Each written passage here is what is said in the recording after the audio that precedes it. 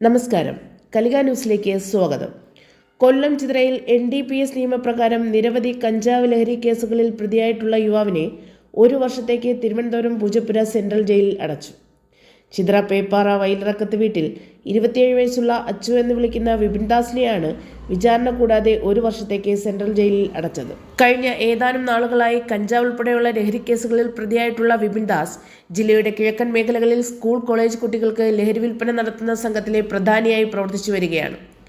ഇതിനെ തുടർന്ന് Chithara SHO അജുകുമാറിൻ്റെയും DYSP മുകേഷിൻ്റെയും കൊല്ല ജില്ലാ പോലീസ് മേധാവി വിഷ്ണുപ്രസാദിൻ്റെയും നർക്കോട്ടിക് DYSP ജിജുവിൻ്റെയും റിപ്പോർട്ടിന്റെ അടിസ്ഥാനത്തിൽ ഹോം സെക്രട്ടറിയാണ് വിപിൻദാസിനെ തുറങ്കിലടയ്ക്കാനുള്ള ഉത്തരവ് പുറപ്പെടുവിച്ചത്. ഉത്തരവിന്റെ അടിസ്ഥാനത്തിൽ ചിതറ SHO അജുകുമാറിന്റെ നേതൃത്വത്തിലുള്ള പോലീസ് സംഘം ഇന്നലെ രാത്രിയോടുകൂടി ചിതറ ഭാഗത്തു നിന്നും വിപിൻദാസിനെ പിടികൂടി.